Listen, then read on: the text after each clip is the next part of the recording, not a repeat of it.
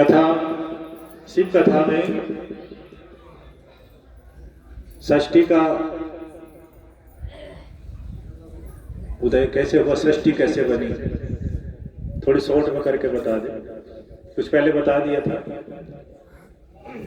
तो भगवान ब्रह्मा जी ने सृष्टि की रचना की। शिव ने ब्रह्मा जी को काम सौंप दिया। ब्रह्मा जी को शिव ने बनाया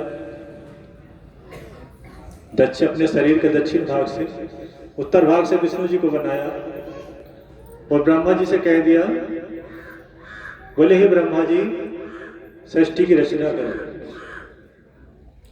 हम तीन हो गए, एक था मैं तीन हो गए, वो तीन से अनेक होना चाहते हैं। पृथ्वी बहुत बड़ी है, ब्रह्मांड बहुत बड़ा है और इसमें मैं अकेला था, अब तीन हो गए और तीन से बहुत अधिक होना चाहते हैं। तो आप सृष्टि की रचना करें। तो ब्रह्मा जी ने कुछ पुत्र मन से बनाए, कुछ नेत्रों से बनाए, कुछ जांघा से बनाए, कुछ पैरों से बनाए, कुछ कान से बनाए, लेकिन जितने थे उतने ही रहे, बढ़े नहीं। जितने पुत्र ब्रह्मा जी ने बनाए उतने ही रहे। फिर शिव की आराधना की, घोर तपस्या करी। शिव आए कि ब्रह्मा जी बोल लो क्या समस्या है, कि प्रभु मेरी सहायता कर। जितने बच्चे बनाता हूं केवल उतने ही रहते हैं, बढ़ते नहीं तेजी से। तो भगवान शिव ने अर्धनारी स्वरूप के दर्शन कराए और माता जी का रूप अपने रूप से निकाल दिया। ब्रह्मा जी ने माता जी की प्रार्थना करी कि माँ तुम्हारे बिना संसार नहीं बनेगा, तुम्हारे बिना संसार नहीं बढ़ेगा। आप जो मेरा पुत्र दक्ष है उसकी पुत्री के रूप में अवतार ले लो, उसकी पुत्री बन जाओ और संसार को आगे बढ़ाने के लिए मां मेरा साथ दो, तुम्हारे बिना संसार नहीं बढ़ सकता। तो राजा दक्ष किनके पुत्र हैं? ब्रह्मा जी के। ब्रह्मा जी के पुत्र राजा दक्ष,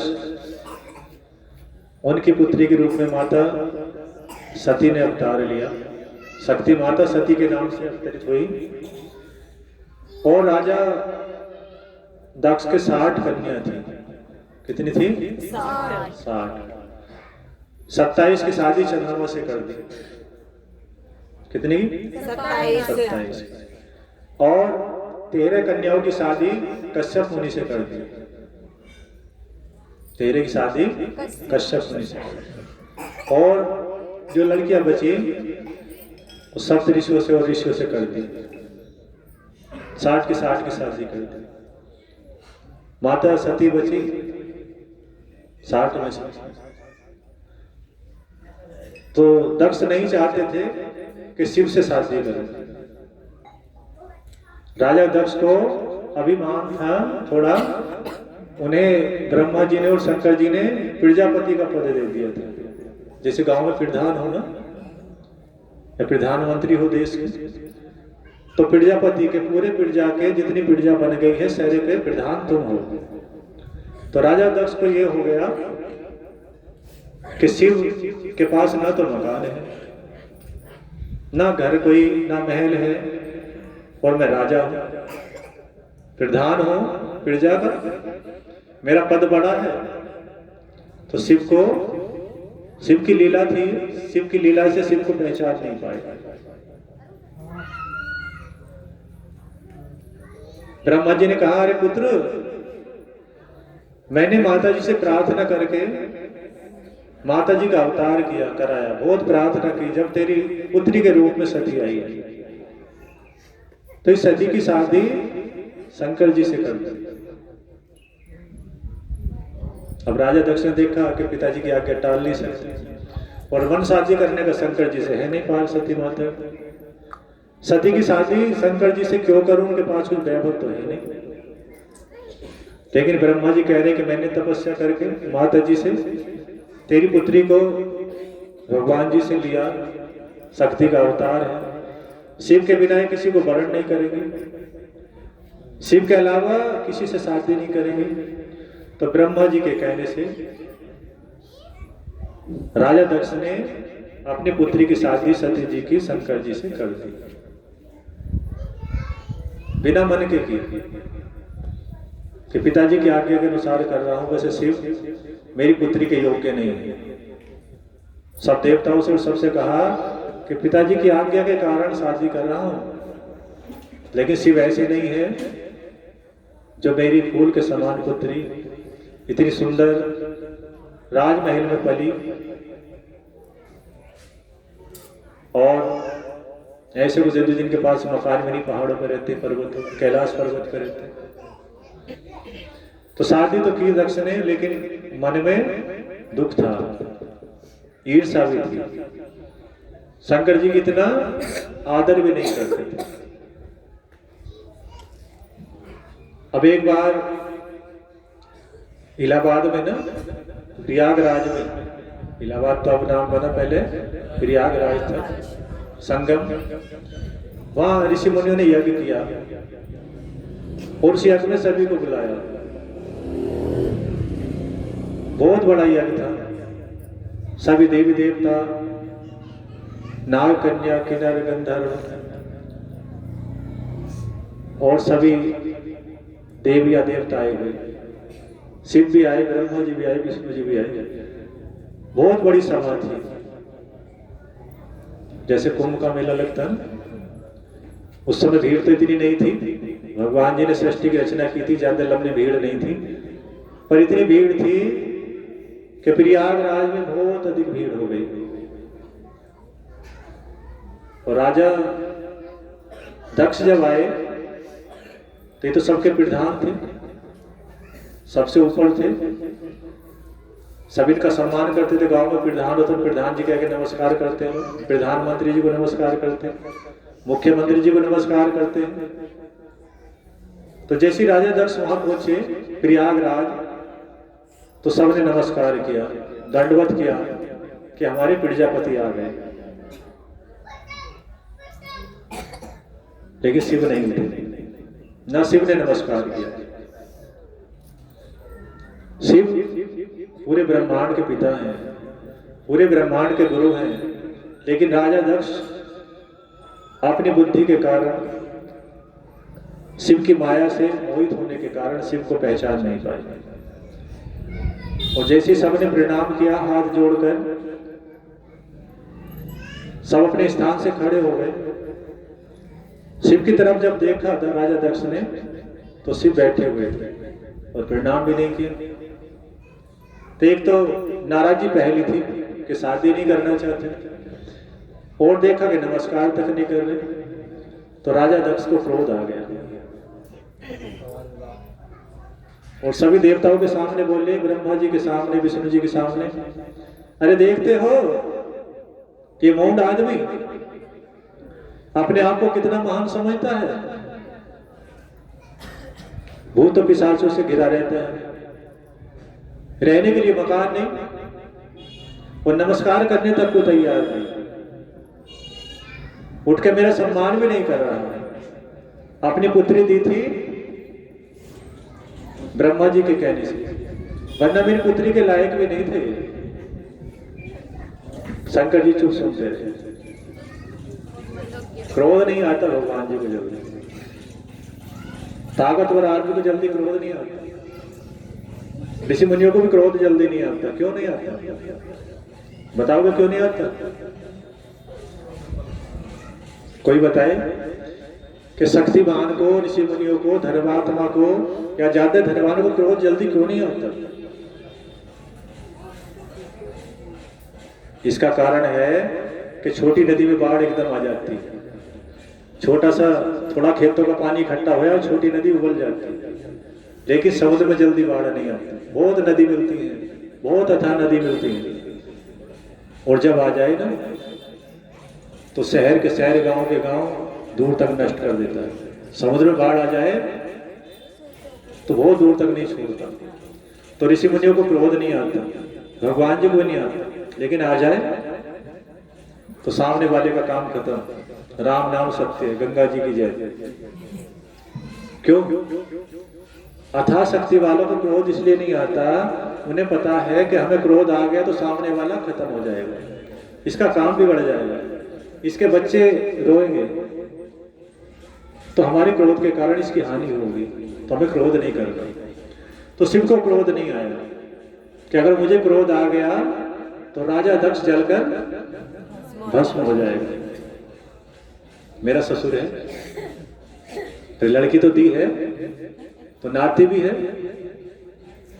ससुर है, इसलिए क्रोध करना ठीक भी नहीं है। क्रोध आ गया तो राख की ढेरी बन जाएगी। तो शिव को क्रोध नहीं आया और राजा दक्ष ने गाली देनी शुरू कर दी, श्राप देने शुरू कर दिए। अब सेवकों से नहीं सुना जाता, हमें कोई कुछ कहे ना तो आपसे नहीं सुना जाएगा।